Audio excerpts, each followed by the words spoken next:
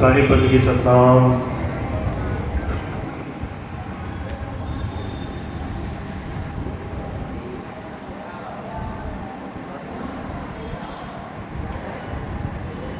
तो आज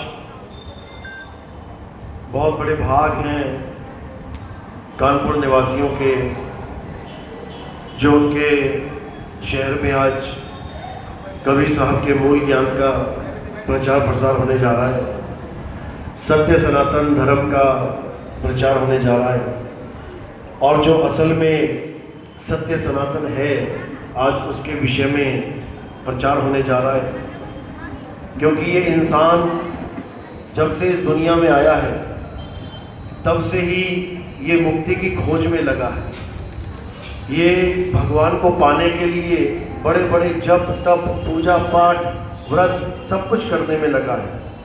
कुछ ऐसा नहीं है जो इसने छोड़ा हो, हर चीज़ कर डाली। लेकिन कहते हैं बिना गुरु के ज्ञान नहीं होता, बिना गुरु के सत्य समझ में नहीं आता। इसलिए बहुत ज़रूरी है कि हम उस सत्य को जानें, हम उस परम तत्व को जानें जिसके कारण हमारा जन्म मरण का ये रोग खत्म होगा, जिसके कारण हम इस भव बंधन से पार होंगे, जिसके कारण हमारा जन्म सफल होगा।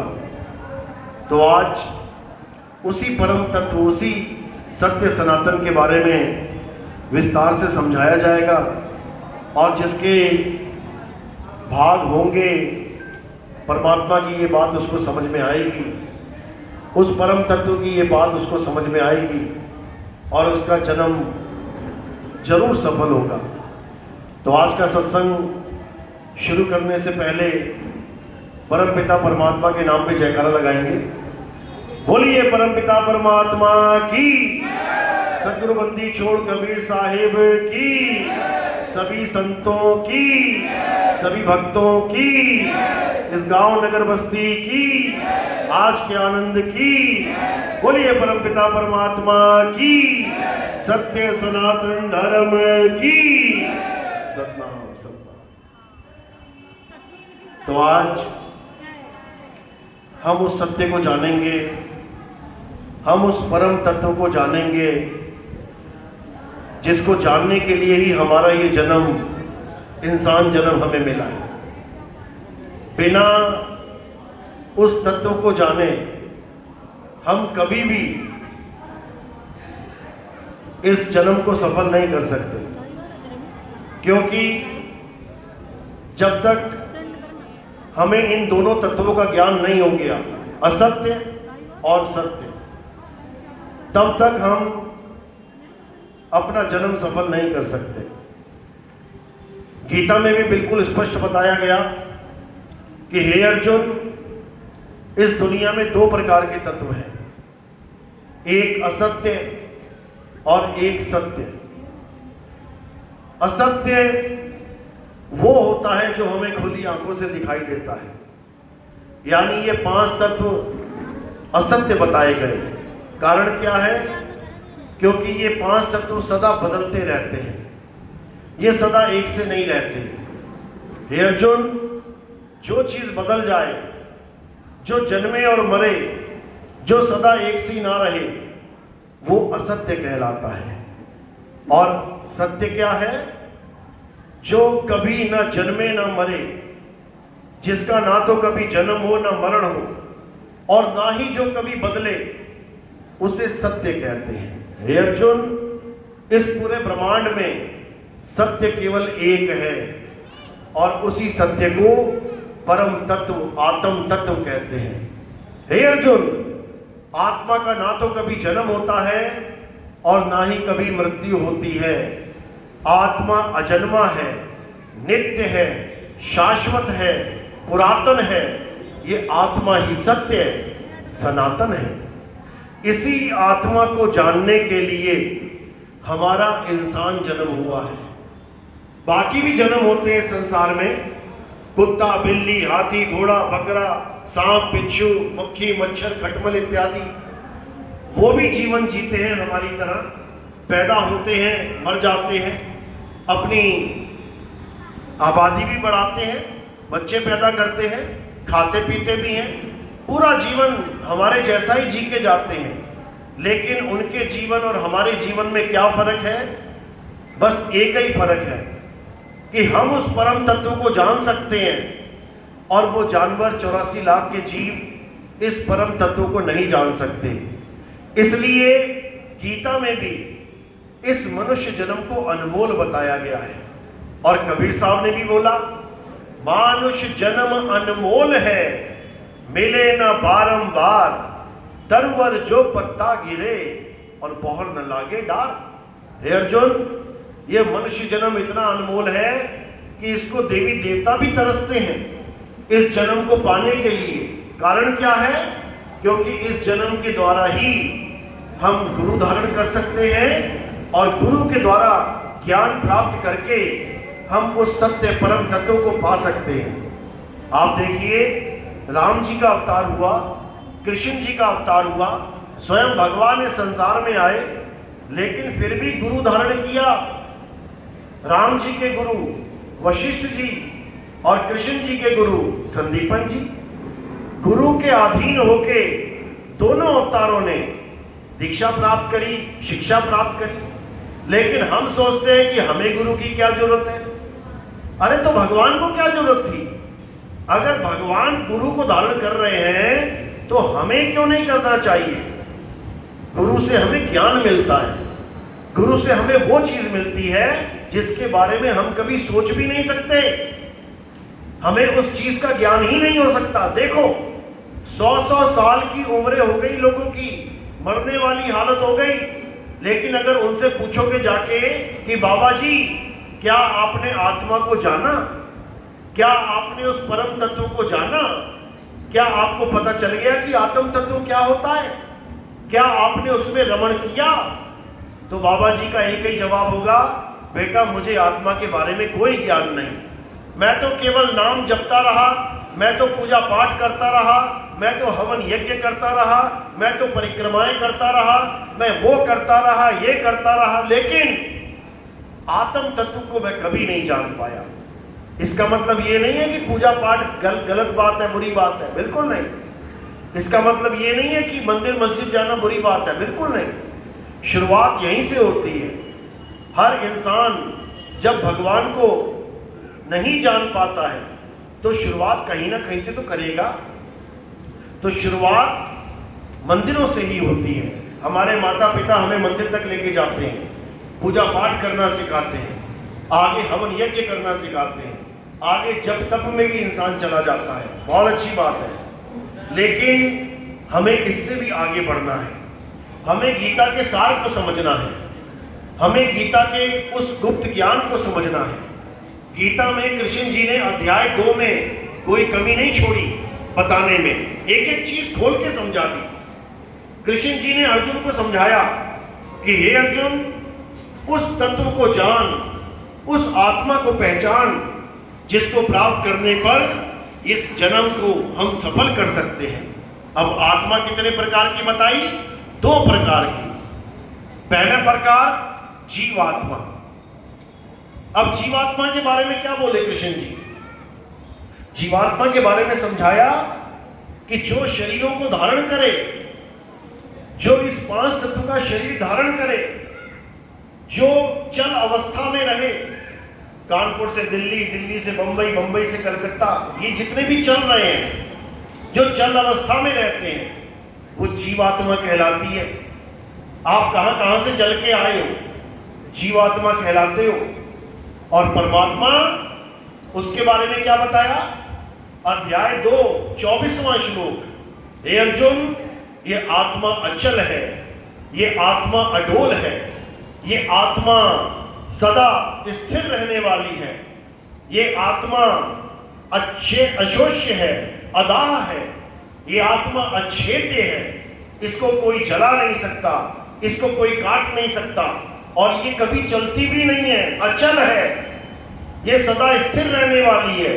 ये परमात्मा के गुण बताए गए। तो दोनों प्रकार की आत्मा का भेद कृष्ण जी ने समझाया, लेकिन गुरु ना होने के कारण हम इसको पढ़ते तो रहे, लेकिन हम इसको समझ नहीं पाए।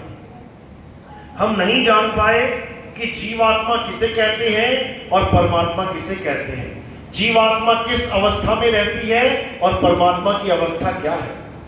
हम चल और अचल को नहीं समझ पाए, इसलिए हम अचल को छोड़ के चल वाले भगवान की ही पूजा करने लगे। जिसने भी हमें आके बताया अचल के बारे में, हम उसकी ही पूजा करने लगे। बस यहीं पे हमसे गलती हुई। तो कृष्ण जी ने उसी अचल आत्मा का भेद समझाते हुए क्या बोला, अध्याय 3 17वां श्लोक, हे अर्जुन, जो अपनी आत्मा में रमण करते हैं, जो अपनी आत्मा में संतुष्ट हैं, जो अपनी आत्मा में तृप्त हैं, उनके लिए कोई धार्मिक कर्म कर्तव्य लागू ही नहीं होता। यानी हम जो कुछ भी कर रहे हैं धर्म के नाम पे, कुछ भी A to Z, वो हमारी शुरुआती शिक्षा है। वो हमें शुरुआत में ज्ञान लेना ही पड़ेगा, लेकिन इस ज्ञान का अंत कहां होना चाहिए, आत्मा में रमण करके, अचल आत्मा के साथ जुड़ के। उसी अचल आत्मा का भेद गीता में भरपूर समझाया गया। और ये आत्मा का ज्ञान, इस अचल आत्मा का ज्ञान कैसे होगा, ये भी समझाया गया। लेकिन ये जीव बेचारा समझ ही नहीं पाया। अध्याय 4 34वां श्लोक क्या बताया गया, हे अर्जुन, अगर तुम इस परम तत्व को जानना चाहते हो, अगर तुम इस सत्य को जानना चाहते हो, तो क्या करना है, तो तुम्हें ऐसे तत्वदर्शी संत की शरण में जाना है। यहां पर जपी तपी सन्यासी नहीं बोला गया, यहां नाम जपने वाले गुरु की महिमा नहीं गाई गई, यहां पे तपस्या करने वालों का भेद नहीं बोला गया, यहां पर घर बार छोड़ के संन्यास लेने की बात नहीं की गई। यहां पर केवल और केवल तत्वदर्शी संत की बात कही गई। अब तत्वदर्शी संत क्या होता है, इसको भी अच्छे से समझ लो। तत्वदर्शी का मतलब होता है तत्व का दर्शन कराने वाला। जब तक हमें तत्व का दर्शन नहीं होगा, तब तक हम परम ज्ञान को प्राप्त नहीं कर सकते, तब तक हमारा जन्म और मरण का खेल खत्म नहीं हो सकता। इसलिए तत्वदर्शी संत की महिमा गीता में भरपूर गाई गई। लेकिन हमें भेद ना प्राप्त होने के कारण, हमने गुरु ना धारण करने के कारण गीता तो पढ़ते रहे, लेकिन उस तत्वदर्शी संत के बारे में नहीं जान पाए कि आखिर तत्वदर्शी संत हमें बताता क्या है। तो क्या बताते हैं तत्वदर्शी संत, केवल और केवल उस परम तत्व का ध्यान धरना। आप देखोगे बड़े बड़े ऋषि मुनि ध्यान अवस्था में, ध्यान मुद्रा में बैठे होते हैं। अब कोई पूछे कि किसका ध्यान कर रहे हैं, तो कोई बिरला ही समझ पाता है कि ध्यान किसका चल रहा है। आप देखोगे ब्रह्मा विष्णु महेश जी भी आंख बंद करके बैठे हुए हैं, वो भी किसी का ध्यान कर रहे हैं। अब वो तो खुद भगवान है, भगवान किसका ध्यान करेगा, वो भी उस तत्व का ध्यान कर रहे हैं जिसका भेद कोई जान ही नहीं पाता। लेकिन तत्वदर्शी संत ये सब जानता है कि कौन कौन से तत्व का ध्यान कर रहा है, कौन से तत्व की पूजा कर रहा है। क्यों? क्योंकि वो हर प्रकार के तत्व का ज्ञान रखता है। उसे पता है कि अगर तुम पानी की पूजा कर रहे हो तो कौन से तत्व की पूजा कर रहे हो, अगर तुम अग्नि की पूजा कर रहे हो तो कौन से तत्व की पूजा कर रहे हो, अगर तुम वायु की पूजा कर रहे हो तो कौन से तत्व की पूजा कर रहे हो, अगर तुम आकाश की पूजा कर रहे हो तो कौन सी तत्व की पूजा कर रहे हो, अगर तुम मन का ध्यान कर रहे हो तो तब भी जानता है कि मन तत्व क्या है, उसकी पूजा कैसे होती है, उसका ध्यान कौन कर रहा है। और अगर कोई आत्म तत्व की पूजा कर रहा है, आत्म तत्व को जानता है, तो तत्वदर्शी संत उसको भी समझता है। और अगर कोई परम तत्व को, परमात्मा को ध्यान कर रहा है, वो उसकी भी महिमा जानता है। यानी तत्वदर्शी संत हर प्रकार के तत्व का ज्ञान रखता है, इसीलिए उसका नाम तत्वदर्शी बोला गया है। तो हमें कहां जाना है अपने ज्ञान को पूर्ण करने के लिए? तत्वदर्शी संत की शरण में। और क्या करना है वहां जाके, ये भी लिखा है अध्याय 4 34वां श्लोक, हे अर्जुन, अगर तुम सत्य को जानना चाहते हो तो तुम तत्वदर्शी संत की शरण में जाओ और छल कपट से रहित होकर, दंडवत करके उनसे सेवा भाव में ज्ञान की प्राप्ति करो, छल कपट से रहित होकर। क्यों? क्योंकि अब अर्जुन तो छल कपट नहीं करता था, फिर भी वहां बोला गया छल कपट से रहित होकर। यानी ये संदेश अर्जुन को नहीं दिया जा रहा है, ये संदेश छल कपट धारण किए हुए लोगों को दिया जा रहा है। क्योंकि कृष्ण जी को पता है कि ये गीता का ज्ञान केवल अर्जुन नहीं, ये सारी दुनिया के काम आने वाला है। इसलिए जो छल कपट मन में रखते हैं, जो गुरु के प्रति भी छली हैं, छलिया बैठे हुए कई, उनके लिए बोला गया है कि छल कपट को अपने दिमाग से निकाल के गुरु के आगे दंडवत करके उनसे विनीत होके ज्ञान को प्राप्त करना है। यानी उस परम तत्व के ज्ञान को जानना है, तब वो तुम्हें ऐसा ज्ञान प्राप्त करेंगे जिसे प्राप्त करने के बाद तुम कभी अज्ञान को प्राप्त नहीं करोगे। अध्याय 4, 34 और 35 श्लोक में यही बताया गया है। यही कबीर साहब समझा रहे हैं, कह रहे हैं जब लग ना चीन्होगे आत्म तब लग ना मिली है परमात्म। यानी जब तक तुम आत्मा को नहीं जान पाओगे, जब तक तुम अपने आप को नहीं जान पाओगे, तब तक तुम्हें परमात्मा का ज्ञान नहीं होने वाला। क्यों? क्योंकि वो परमपिता परमात्मा आत्म तत्व में ही विराजमान है। इसीलिए साहिब ने कहा ज्यों तिल माही तेल है और ज्यों चकमक में आग, तेरा साईं तुझ में है, जाग सके तो जाग। यानी अगर तुम्हें आत्मज्ञानी गुरु मिल जाए तब तो तुम्हारा कल्याण हो जाएगा, और अगर आत्मज्ञानी गुरु नहीं मिला तो तुम बार बार इस भव बंधन में आओगे, बार बार तुम्हारा जन्म और मृत्यु होता रहेगा। हाँ, पुण्य कर्म करोगे तो राजा महाराजा बन जाओगे, पुण्य कर्म करोगे तो बड़े बड़े आदमी बन जाओगे, पुण्य कर्म करोगे तो बहुत बड़ी बड़ी गद्दियों पे बैठ जाओगे, और पाप कर्म करोगे तो फिर नरक तैयार है। पाप कर्म करोगे तो फिर ऐसी ऐसी योनियां मिलेंगी कि तुम्हारी हालत खराब हो जाएगी। यानी पुण्य और पाप दोनों ही तुम्हें मुक्ति नहीं प्रदान कर सकते। हाँ, कर्मों की गति न्यारी होगी तो एक अमीर और एक गरीब हो जाएगा, एक स्वस्थ और एक बीमार हो जाएगा, एक सुखी और एक दुखी हो जाएगा, एक राजा और एक रंक हो जाएगा। दोनों अपने अपने कर्म गत के अनुसार अगला शरीर धारण करेंगे, लेकिन मुक्ति दोनों की नहीं हो सकती, क्योंकि पाप और पुण्य ये दोनों बेड़ी हैं। कबीर साहब समझा रहे हैं, पाप पुण्य ये दोनों बेड़ी और एक लोहे एक कंचन के, कि पाप और पुण्य इसी दोनों में ये जीव उलझा पड़ा है। अब क्या करना है? अब पाप और पुण्य दोनों से न्यारे हो जाना है। यानी पाप और पुण्य करने वाला कौन है, इसको अच्छे से समझ लेना है, और पाप पुण्य से न्यारा कौन है, इसको भी अच्छे से समझ लेना है। तो पाप पुण्य करने वाला कौन है? ये मन और तन, यही पाप और पुण्य करता है।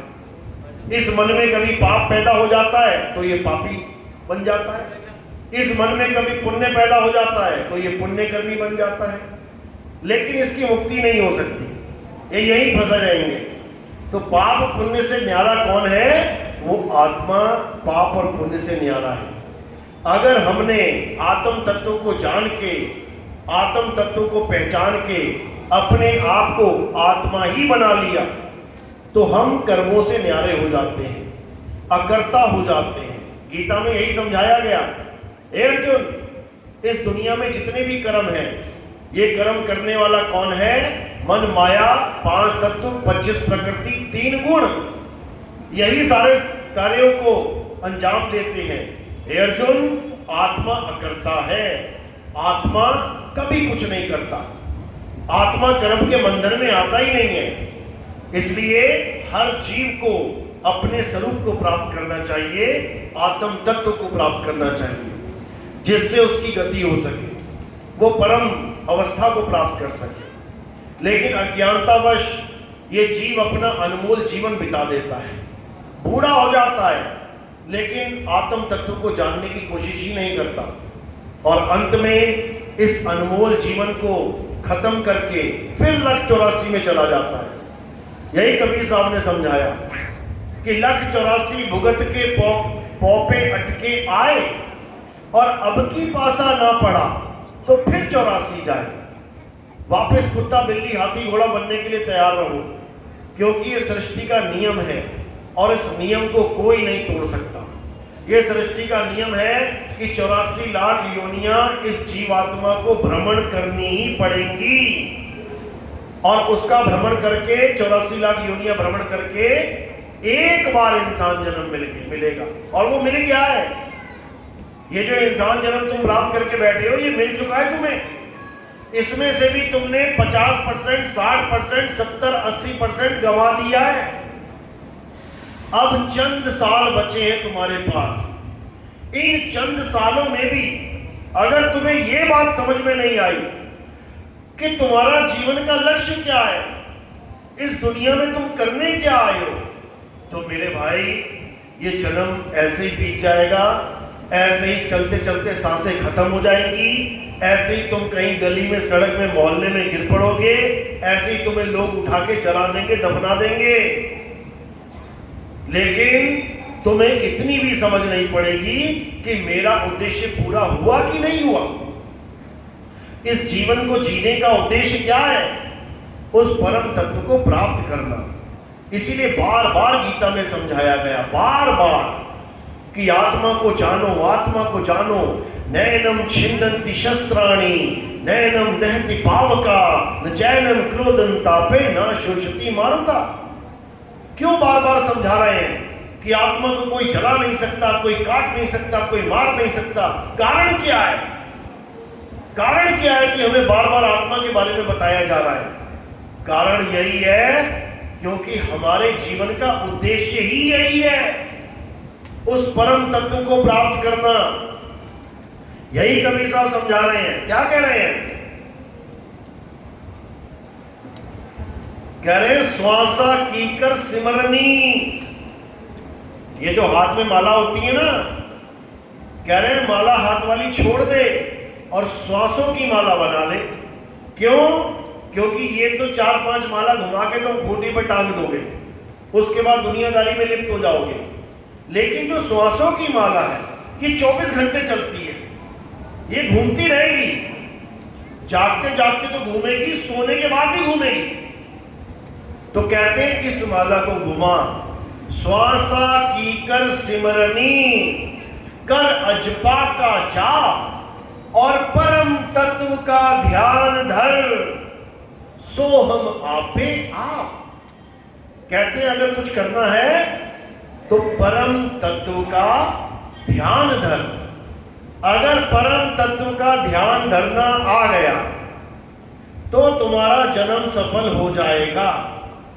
और अगर परम तत्व का ध्यान नहीं करना आया तो जन्म बर्बाद हो जाएगा। अगर इस मायावी संसार का ध्यान अंत समय में भी तुम्हारे चित्त में रहा तो तुम्हें वैसा ही जन्म मिल जाएगा। जैसे एक ऋषि थे हमारे, जड़ भरत, बहुत सुंदर कथा है इनकी।